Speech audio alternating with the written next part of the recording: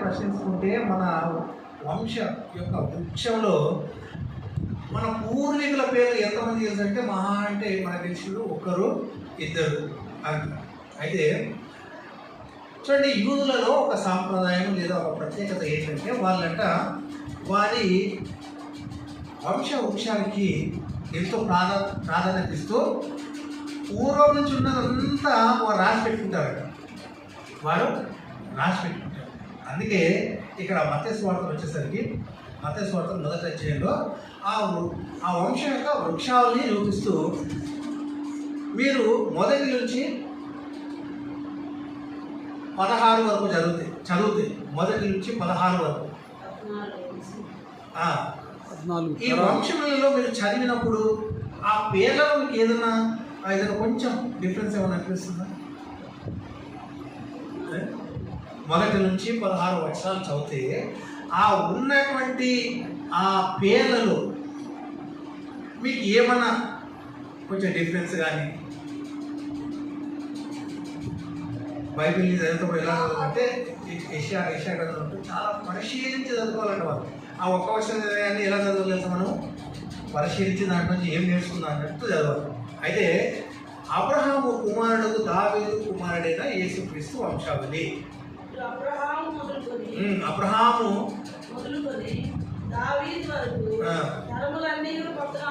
అయితే పైన 2వ వచనం చూడండి. 2వ వచనం మత్తయి సువార్త, అబ్రహాము ఇస్సాకును కనెను, ఇస్సాకు యాకోబును కనెను, యాకోబు యూదాను అన్నదమ్ములను కనెను, యూదా తామారును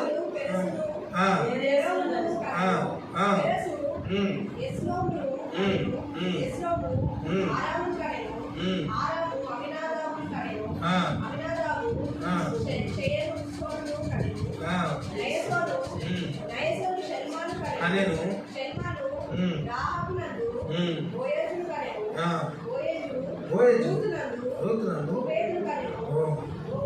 ఓబేదు యెషయిని కనెను, దావీదును కనెను, ఊరియా భార్యగా నుండిన ఆమె యందు దావీదు. మీరు చూస్తే అందరు ఎవరి పేరు ఉన్నాయి ఇక్కడ?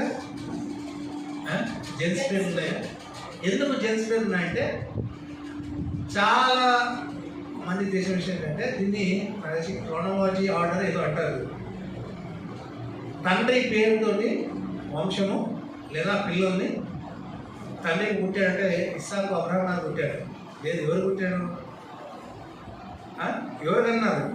ఇస్సాకు చారమ్మ కలిగింది. కానీ ఎవరి ద్వారా కలిగింది అంటే అబ్రహాము. ఇది క్రోనాలజీ ఆర్డర్ ఏదో అంటారు, నాకు నేను చూడలేదు సరిగా. అయితే ప్రతి ఒక్కరిని ఎవరికి కన్నారంటే వాళ్ళ తండ్రికి ఎందుకు అలా గల కారణం ఏంటంటే మన దగ్గర కూడా మనం కూడా చూస్తాం. ఇండియాలో ఏంటి పేరు ఎవరు వస్తుంది? ఇంటి పేరు ఎవరి ఇంటి పేరు వస్తుంది? తండ్రి ఇంటి పేరు వస్తుంది కదా, తండ్రి ఇంటి పేరు వస్తుంది.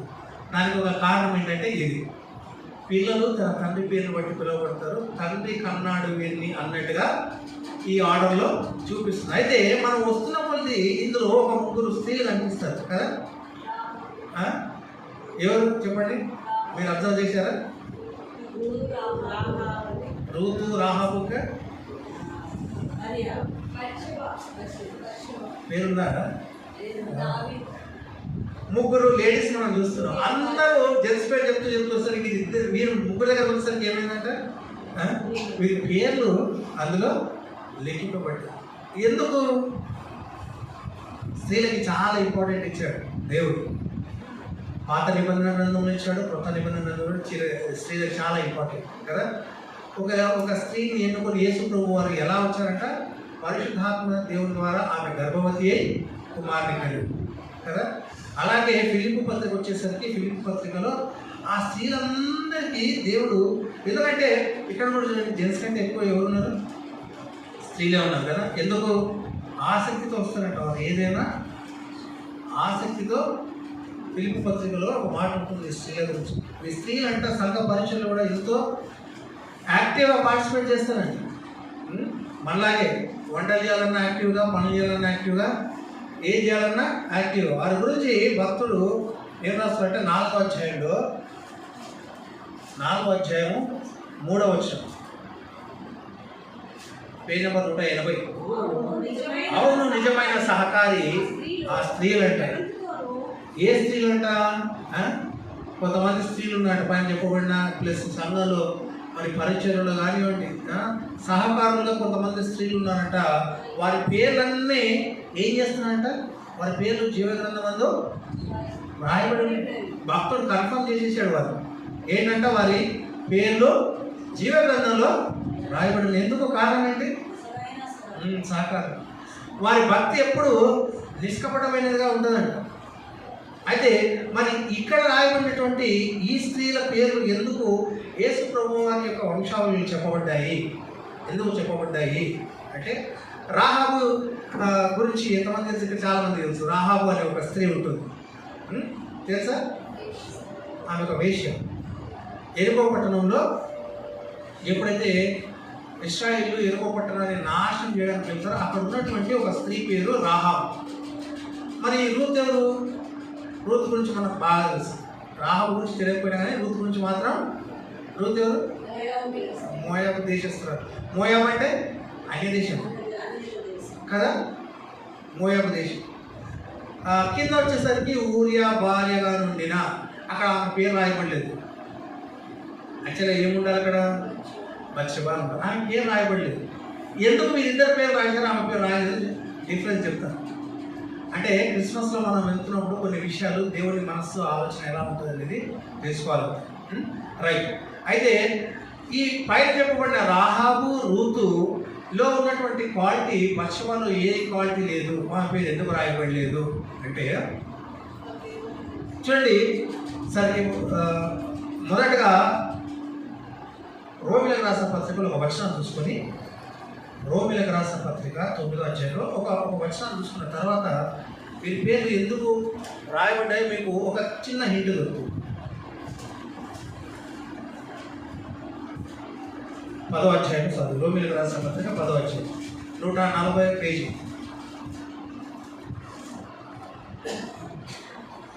తొమ్మిదవ వచనం చదవండి.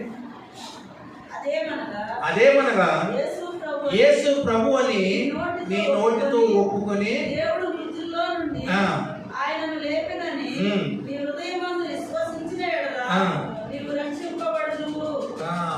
ఏం చేస్తే రక్షింపబడతారంట? మొదట స్టార్టింగ్ ఒక లైన్ ఏంటది? యేసు ప్రభువుని నీ నోటితో ఒప్పుకొని. ఎలా ఒప్పుకోవాలంటే, ఏమని ఒప్పుకోవాలంట? ఆయన దేవుడని, ఆయన దేవుడని మీ నోటితో ఒప్పుకొని హృదయంలో విశ్వసించాలి. ఇప్పుడు ఏమన్నా ఇంటి వచ్చినా మీకు? వీరిద్దరు ఏం చేసిండొచ్చు? ఒప్పుకున్నారా?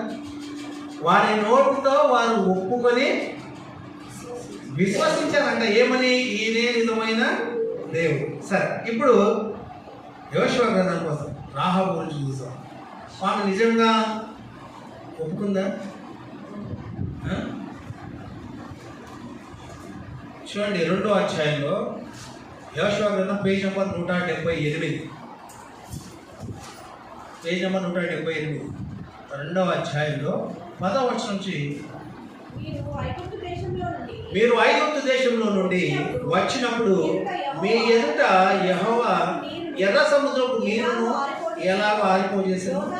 యోర్దాను తీరమందున అమోరీల ఇద్దరు రాజులైన సీహోనును ఓగును అనగా నిర్మూలం చేస్తురు. వింటిమి, మేము వినినప్పుడు కరిగిపోయింది. ఈ వచనం జాగ్రత్త, ఈ మాట కరిగిపోయిన తర్వాత ఏమంటున్నామే? మీ దేవుడైన యెహోవా పైన ఆకాశమందును కింద భూమి అందును దేవుడే. ఏమని ఒప్పుకుంది? ఇప్పుడు రాహాబు ఏమని ఒప్పుకుంది? ఆయన గురించి వినిందంట. ఇశ్రాయేల్ పక్షమున దేవుడు చేసిన గొప్ప కార్యాలు, సముద్రాన్ని 2 పాయలు చేశాడు, అవి కూడా వినిందంట. ఇంకొక రాజు ఎవరంటే ఆయన సీహోనుకును ఓగుకును మీరు చేసిన, మీ దేవుడు చేసిన శిక్షణ ఆమె విని ఏమని ఒప్పుకుంటుంది ఆమె? మీ దేవుడైన యెహోవా పైన ఆకాశమందును కింద భూమి యందును దేవుడే. పైన ఆకాశమందు కూడా ఆయనే దేవుడు, కింద భూమి మీద కూడా ఆయనే దేవుడు. రోమా పత్రికలో ఏం రాయబడింది? యేసు ప్రభువే దేవుడని మీ నోటితో ఒప్పుకుంటే మీరు రక్షింపబడతారు. ఇప్పుడు రాహాబు ఏం చేసింది?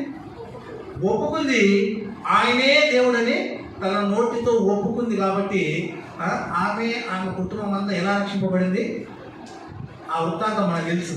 అయితే రాహాబుకు దేవుడు బైబిల్ గ్రంథంలో ఒక మాట రాయిస్తాడు, ఇశ్రాయేలుల వంశమందు నీ పేరు రాయబడుతుంది, జ్ఞాపకం చేసుకునబడుతుంది.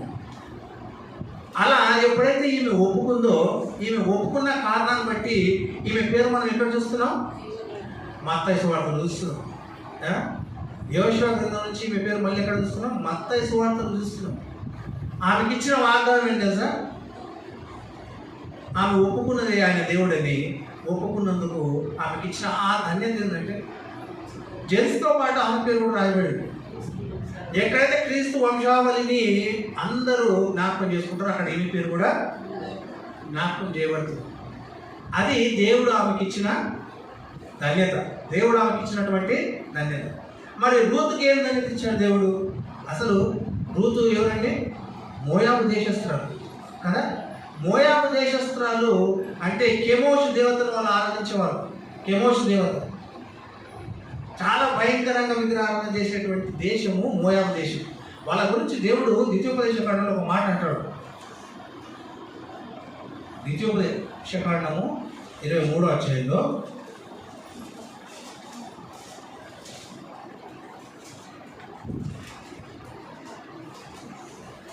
ద్వితీయోపదేశకాండం 23వ అధ్యాయము 3వ వచనం చూడండి.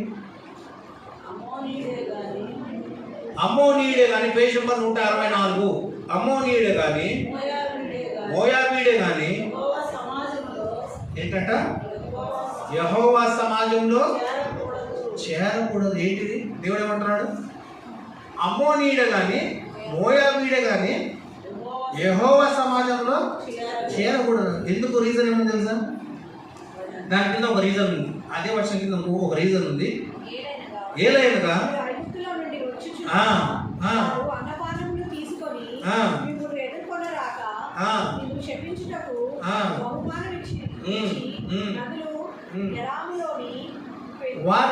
వారిని హెల్ప్ చేయకుండా వారిని నిర్మూలన చేయడానికి ప్రయత్నించారంట. ఎవరు వీళ్ళు?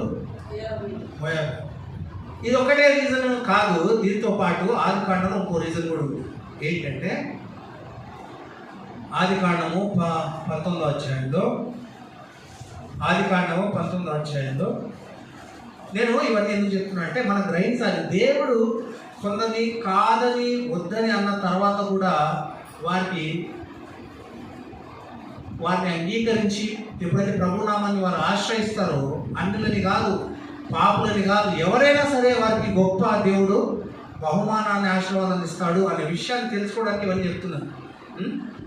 రూతు మోయాబు దేశస్తులు అయితే మోయాబీయులను దేవుడు ఏమన్నాడు? ఆయన సంతతిలో కలవద్దు అన్నాడు, వారిని చేర్చుకోవద్దు అన్నాడు. ఎందుకు చేర్చుకోవద్దు అన్నాడు అంటే, ఒకటి ఇశ్రాయేలుకు వారు విరోధంగా ఉన్నారు. దానికంటే ముందుగా ఎందుకు అంటే 19వ అధ్యాయంలో లోతు తన కుమార్తెలు చేసిన ఒక తప్పు వల్ల వారికి పుట్టిన పిల్లల పేర్లు ఏంటంట? 35వ వచనం 36వ వచనం చూస్తే 36 పేజ్ నెంబర్ 14. అలాగున లోతు యొక్క 2 కుమార్తెలు తమ తండ్రి వల్ల గర్భవతులైరి, వారిలో పెద్దది కుమారుని కని వారికి మోయాబను పేరు పెట్టెను. అతడు నేటి వరకు ఇంకోటి చదవండి. తర్వాత చిన్నది కూడా కుమారుని కని వారికి బెన్నమ్మి అను పేరు పెట్టెను. అతడు ఎవరికంట? 2 మూల పురుషులు, ఒకరేమో అమోనీయులకు, ఒకరేమో మోయాబీయులు. అందుకే ద్వితీయోపదేశ కాండానికి వచ్చేసరికి దేవుడు అన్నాడు, వీరిని నా జనాంగంలో చేర్చవద్దు. ఎందుకు? శపితమైనటువంటి జనాంగంగా వీరు మొదలైంది, వీరి స్టార్టింగ్. కాబట్టి వీరిని నా జనంలో చేర్చవద్దు. అలా అన్న దేవుడు మరి మోయాబు నుంచి వచ్చిన రూతును ఎందుకు చేర్చుకున్నాడు? కేమోషు విగ్రహాలకి విపరీతంగా మొక్కేటువంటి దేశంలో ఒక స్త్రీ ప్రభువులో విశ్వాసం ఉంచి ఏం చేసిందంటే సార్, ఆమె ఒక మాట అనేది, రాహాబేమో ఏమైంది, ఈయనే నిజమైన దేవుడు. మరి రూత్ ఏమనింది అన్నదా? చూడండి ఎక్కడ వచ్చిన రూతు గ్రంథము, నిన్ను వారంతా అయిందంట, అమ్మ నువ్వు ఇంకా యవ్వనంలో ఉన్నావు, నువ్వు ఇంకొకరిని పెళ్లి చేసుకొని సంతోషంగా ఉండు అంటే, అందుకు రూతు నా వెంబడి రావద్దని, నన్ను విడిచిపెట్టమని, నన్ను బ్రతిమాలవద్దు, నీవు వెళ్ళి చోటకి నేను వచ్చేదను, నీవు నివసించు చోటనే నేను నివసించదను, నీ జనమే నా జనము. ఏమంటున్నామే? నీ దేవుడే నా దేవుడు, ఇంకా నాకు దేవుడు లేడు, ఉన్న ఒకటే దేవుడు, నీ దేవుడే నా దేవుడు. ఆమె దేవుడు అని తన నోట ఒప్పుకుంది. విగ్రహాలకు భయంకరమైన విగ్రహాలను చేసి ఆ దేశంలో ఆమె ఎన్నో విగ్రహాలు మొక్కింది వస్తుంది. కానీ నయోమి గారి దగ్గరకు వచ్చేసరికి ఆమె అంటున్న మాట ఏంటంటే, ఇదిగో నీ దేవుడే నా దేవుడు. పరిస్థితి ఎలా ఉంది అక్కడ? నయోమి ఆమె భర్తను పోగొట్టుకుంది, ఆమె పిల్లలను పోగొట్టుకుంది, ఆమె ఒక విధవరాలు. మామూలుగా వేరే వాళ్ళు ఏం చేస్తారు సార్, అమ్మ నీ జీవితం అంతా సర్వనాశనం అయిపోయింది, ఇంకా ఏమితో ఉంటే నేను కూడా నేను నా జీవితం నేను చూసుకుంటా అని పెద్ద కోడలు వెళ్ళిపోయిందండి. చిన్న కోడలు ఏం చేస్తుంది, నీ దేవుడే నా దేవుడు అని ఒప్పుకుంది. కాబట్టి దేవుడు ఆ జనాంగం నుంచి వచ్చిన ఆమెకు దేవుడు ఇచ్చిన భాగ్యం ఏంటి తెలుసా? క్రీస్తు వంశావళిలో ఆమె పేరు రాహాబు పేరు, రూతు పేరు. మరి ఊరియా భార్య అయిన బత్షెబ పేరు ఎందుకు రాలేదు అక్కడ? ఆమె ఒప్పుకోలేదు. చూడండి రాజుల 2 సమూయేలు 2 గ్రంథంలో 19వ అధ్యాయంలో 11వ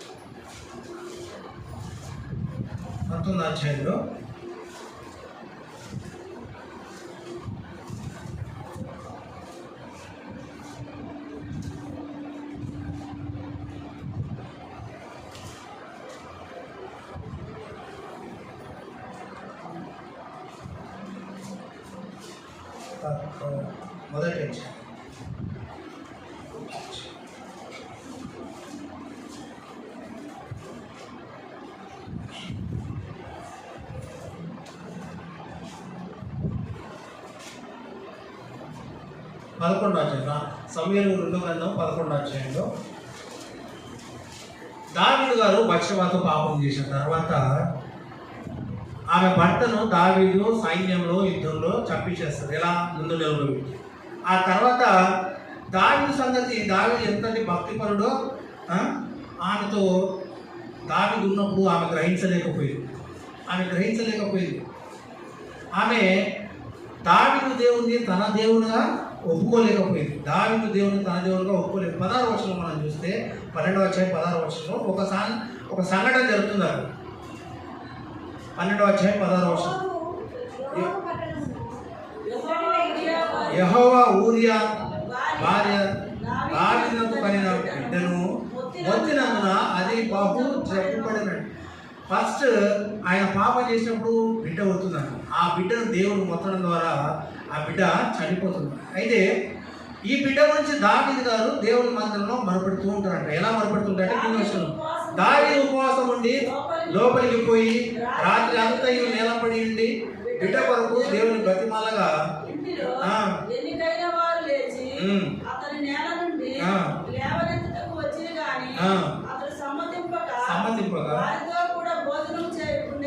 చేయకుండా ఉపవాసం ఉండి దావీదు గారు ప్రార్థన చేస్తున్నారట. కానీ దేవుని చిత్తం ఏమైంది ఆ యొక్క బిడ్డ ఎడల? ఎందుకు? కారణం ఏంటి?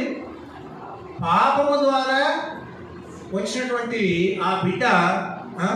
దావీదు మంచి భక్తుడు కదా, దావీదు మంచి, అబ్రహాము కూడా మంచి భక్తుడు. అయితే దేవుడు వద్దనుకొని అబ్రహాం గారు చేశారు. అయితే ఆ సంతానం వల్ల ఒక శాపమే ప్రపంచానికి వచ్చింది. కానీ దేవుడు ఆ సంతాన్ని కూడా దీవించాడు. ఎందుకు కారణం?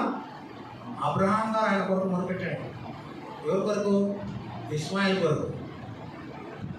ఇప్పుడు సరే ఉత్తర పని దావీదు చేశాడు. అయితే ఆ పాపం ద్వారా వచ్చినటువంటి ఆ బిడ్డ చనిపోయిన తర్వాత ఆ నెక్స్ట్ ఎవరైతే పుడతారో, నెక్స్ట్ ఎవరు పుట్టారు తెలుసా దావీదుకి? ఆమె ద్వారా సొలొమోను మహారాజు పుట్టాడు. ఆ సొలొమోను మహారాజు దేవుడు ఎంతగా ఆశీర్వదించాడంటే ఇశ్రాయేలులో ఉన్నటువంటి ఆ దేవాలయాన్ని ఇతను కట్టడానికి దేవుడు అనుమతి ఇచ్చాడు. అంతగా ఆశీర్వదించాడు. అయితే ఊరియా భార్య అయిన బత్షెబా మాత్రం దేవుణ్ణి ఒప్పుకోలేకపోయింది. దేవుణ్ణి ఒప్పుకోలేకపోయింది కాబట్టి ఆమె పేరు అక్కడ ఆ వంశావళిలో రాయబడింది. మిగతా పైన ఉన్నటువంటి ఇద్దరు స్త్రీలు ఎంత ధన్యులు. అన్యులైన కానీ దేవుడు ఎంత ధన్యత వారికి ఇచ్చాడంటే వారు వారి నోటితో ఈయనే నిజమైన దేవుడని ఒప్పుకున్నారట. ఒప్పుకున్నందుకు వారికి ఏమి ఇచ్చారు? దేవుడు ఒక మంచి పొజిషన్. ఎక్కడెక్కడైతే ప్రభు యొక్క వంశావళి పేరు చర్చింపబడుతుందో, చూడబడుతుందో అక్కడ వారి పేర్లు లెక్కించబడుతుంది. దేవుడు గొప్ప అవకాశం ఇచ్చాడు, వారు వినియోగించుకున్నారు. కాబట్టి దేవుడు ఎవరికైనా అవకాశం ఇచ్చింది. ఓన్లీ దేవుని నమ్ముకును, లేదా ఇశ్రాయేలుకు, లేదా క్రిస్టియన్స్కి, లేదా వీళ్ళకి, లేదా ఈ తెగ, లేదా ఈ కులం అనే తారతమ్యాలు, భేదాలు దేవుడికి ఎప్పుడూ. మోయాబుని అసలు రాలేనన్నాడు, కానీ మళ్ళీ ఏం చేశాడు? ఆ రూతు కనికరింపబడింది. కారణం ఆమె నిజమైన దేవుడు ఎవరో తెలుసుకొని దేవుడిని ఒప్పుకుంది. ఆయనే దేవుడిని నమ్మింది. ఆ నమ్ముకున్నందుకు గాను దేవుడు ఇచ్చినటువంటి వంశావళిలో ఆమె పేరు ప్రతిసారి రాయబడింది. ప్రతిసారి ఎక్కడెక్కడైతే వంశావళి పేరు ఇస్తున్నారో అక్కడ ఆమె పేరు రాయబడి. ఎంత ధన్యత ఇచ్చాడు దేవుడు. అందుకే చూడండి, స్త్రీలకు నేను చెప్పేది ఏంటంటే, స్త్రీలకి దేవుడు గొప్ప ప్రణాళిక నాకు ఇచ్చి, మరి బైబిల్ గ్రంథంలో ఎక్కువగా స్త్రీలకి చాలా విషయాలు ఒక మంచి పొజిషన్ ఇచ్చాడు దేవుడు. అంటే ఎక్కువ స్థాయి ఇచ్చాడు. యేసు ప్రభు చనిపోయినప్పుడు కూడా ఎవరు వెళ్ళారంటే సమాధి దగ్గరికి? స్త్రీలే వెళ్ళారంట. ఎందుకు కారణం? దేవుని ఎడల వారికి ఉన్న ఆసక్తి. దేవుని ఎడల వారికి ఉన్న ఆసక్తి. ప్రభువుని మేము చూడాలి అని వెళ్ళారు. ఏం చూసి వచ్చారు? ప్రభు లేడని. సువార్త కూడా ఎవరు చెప్పారు? ఆయన లేచారని స్త్రీలే మొదలు చెప్పారు. ఆయన లేచాడని శిష్యులకు ఎవరు చెప్పారు? స్త్రీలు వచ్చి మొదలు చెప్పారు. అందుకే ఫిలిప్పీ పత్రికలు అంటున్నాడు, ఆ స్త్రీలు యొక్క పేర్లు ఎక్కడ రాయబడ్డాయంట? జీవ గ్రంథమందు రాయబడ్డాయి. కాబట్టి వారిలో మరియమ్మ గారు కూడా ఒక ఎన్నుకొనబడ్డ స్త్రీ. ఆమె కూడా ధన్యత ఇచ్చారు. ఎందుకు? ఆమె మాటకు లోబడింది. ఎవరైనా లోబడతారా? నీకు పెళ్లి కాకుండా నువ్వు ప్రెగ్నెంట్ అయితే ఎవరైనా ఒప్పుకుంటారా? ఏ స్త్రీ ఒప్పుకోదు. కానీ ఆమె ఏం చేసింది తెలుసా? ప్రభు కొరకు నేను నిందలు పడడానికైనా సిద్ధంగా ఉన్నాను అన్నది. ఆ మాటను బట్టి దేవుడు ఆమెను ఎన్నుకొని బహుగా ఆశ్రయించాడు. కాబట్టి బైబిల్ గ్రంథంలో రాయబడిన ఈ పేరు చాలాసార్లు మనం చదివే ఉంటాము, కానీ గ్రహించి ఉన్నాము. దాని వెనకాల ఉన్న కారణం ఏంటంటే, దేవుని వారు నిజమైన దేవుడిగా ఒప్పుకున్నారు. నిజమైన దేవుడిని వారు గ్రహించారు, తెలుసుకున్నారు, అనుకున్నారు. వారి దేవతలను, వారి పాత జీవితాన్ని విడిచిపెట్టారు, దేవుడిని నమ్ముకున్నారు. ఆ దేవుని యొక్క మాట అనుసారంగా జీవించారు. కాబట్టి మన పేర్లు జీవ గ్రంథంలో రాయబడ్డారు. దేవుడు అట్టి కృప మనందరికీ దయచేయమాట. చిన్న ప్రార్థన చేసుకుని ఎక్కువ వాటిని మనం కృపగల మా తండ్రి, ప్రేమగల మా దేవ తండ్రి, బైబిల్ గ్రంథంలో ఎన్నో మాటలు మీరు రాయించుకుంటున్నారు. మాటలు ప్రతి మాటను మేము పరిశీలించి చదువుకొని అందులోని మర్మాలను, ఆ మాటలు వెనుకున్న మీ యొక్క మనస్సును, అంతరార్థము మీరు గ్రహించటము మాకు మనస్సులో జ్ఞానం దయచి, వివేచన జ్ఞానం చేత మమ్మల్ని బలపరిచి నడిపించి, వాక్యము సరైన పద్ధతిలో క్రమంలో తెలుసుకొని వాక్యానుసారంగా జీవించిన జీవితాన్ని మాకు దయచేయండి. యేసు ప్రభువుల ఘనమైన ప్రార్థిస్తున్నాము.